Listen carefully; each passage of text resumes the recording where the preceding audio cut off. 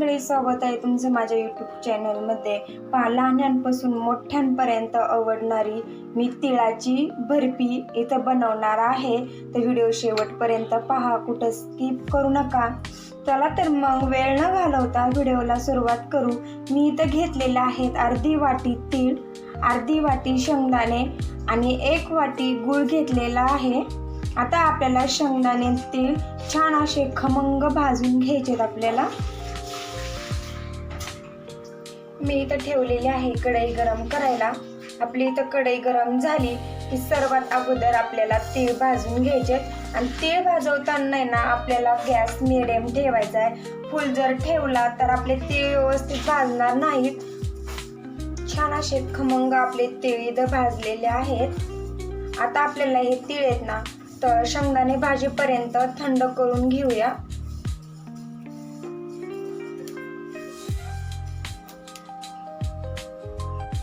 आता आपल्याला शेंगदाणे भाजून घ्यायचे। शेंगदाणे सुद्धा आपल्याला मीडियम गॅसवरतीच भाजून घ्यायचे।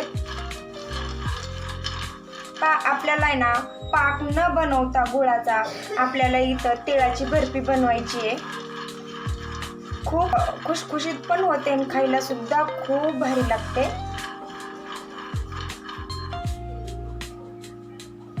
इथं आपले शेंगदाणे सुद्धा भाजलेले आहेत छान कुरकुरीत होईपर्यंत। आपल्याला शेंगदाणे येत नाही हे थंड करून घेऊन येत ना याच्यावरचे पूर्णपणे सगळे साल काढून टाकायचे। इथे शेंगदाणे येत ना थंड झालेले आहेत आणि आपल्याला अशा पद्धतीने हातावर चोळून येत ना पहा, इझिली आपलं शेंगदाण्यावरचे साल निघत आहेत हातावरती चोळल्याने। तर अशा पद्धतीने आपल्याला सर्व साल काढून घ्यायचे। तर अशा पद्धतीने मी इथे साल काढून घेतलेले आहेत। आता आपल्याला तीळ आणि शेंगदाणे मिक्सरमध्ये अगोदर बारीक करून घ्यायचे। मी तुम्हाला अगोदरच म्हटलं होतं आपल्याला पाक न बनवता इथं आपल्याला तिळाची बर्फी बनवून घ्यायची। तर अशा पद्धतीने आपल्याला तीळ आणि शेंगदाणे ना अगोदर मिक्सरमध्ये बारीक करून घ्यायचे। तर एकत्रच करायचे दोन्ही। अशा पद्धतीने शेंगदाणे आणि तीळ बारीक करून घेतलेले आहेत। माझं भांड छोटं आहे म्हणून सगळं बसणार नाही यामध्ये, त्यामुळं मी दोनदा करून आहे ना गूळ घालून हे छान परत मिक्स करून घ्यायचं। तुमच्याकडे मोठं भांड असेल तर तुम्ही सर्व एकत्र बारीक पण करू शकता। आता आपण याच्यातला काही कूट काढून ठेवू आणि आता आपल्याला याच्यामध्ये गूळ टाकून घ्यायचा। याच्यातला अर्धा वाटी गूळ याच्यामध्ये टाकून घ्यायचा आणि अर्धा वाटी दुसऱ्या याच्यामध्ये आपण काढून ठेवलेला आहे ना कूट त्याच्यामध्ये टाकून घ्यायचा। हे छान अशा पद्धतीने गूळ तीळ शेंगदाणे छान असे मिक्सरमध्ये बारीक करून घेतलेत। आता आपल्याला याला आहे ना थोडंसं आहे ना तूप टाकून आहे ना परतून घ्यायचं, मेल्ट करून घ्यायचं छान। आणि मी इथं घालून घेणार आहे 2 चमचे तूप। आपल्याला काय जास्त तुपाची पण गरज नाही, पण 2 चमचे पण तूप घालून घेतले मी। आपण ज्या ताटामध्ये वडे सेट करणार आहोत ना त्याला अगोदरच आपल्याला ताटाला तूप लावून घ्यायचे, जेणेकरून आपली वडी खाली चिकटणार नाही। आपलं तूप छान असं गरम झालेलं आहे। आता आपण हे त्याच्यामध्ये टाकून घेऊ आणि आपल्याला मीडियम गॅसवरती छान असं याला मिक्स करून घ्यायचंय आणि छान आपल्याला हलवत राहायचंय।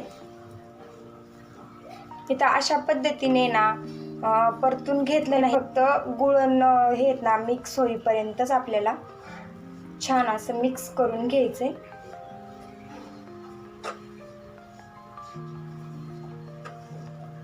आपलं मिक्स झालेलं आहे। आता आपल्याला गरम आहे ना तोपर्यंतच ही प्रोसेस करून घ्यायची, तोपर्यंतच आपल्याला पटकन वडी बनवून घ्यायची आहे।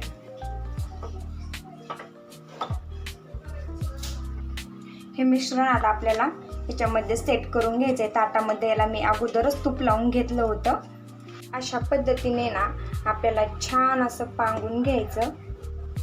आपण वाटीने कशाने सुद्धा आपल्याला जेवढी पातळ जाड हवी ना तेवढ्या आकाराची आपण बनवू शकतो अशा पद्धतीने।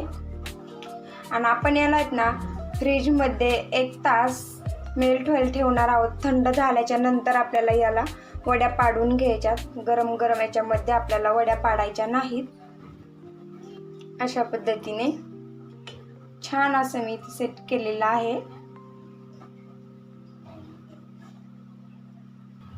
आपण 1 तास फ्रीजमध्ये थंड करायला ठेवलं होतं. आपण आता याच्यात ना वड्या पाडून घेऊ. अशा पद्धतीने पहा किती मस्त इझिली आपल्या इथं वड्या पडतात. अशाच पद्धतीने आपल्याला छान आपल्या चौकोनी आकाराच्या इथं वड्या बनवून घ्यायच्या. आता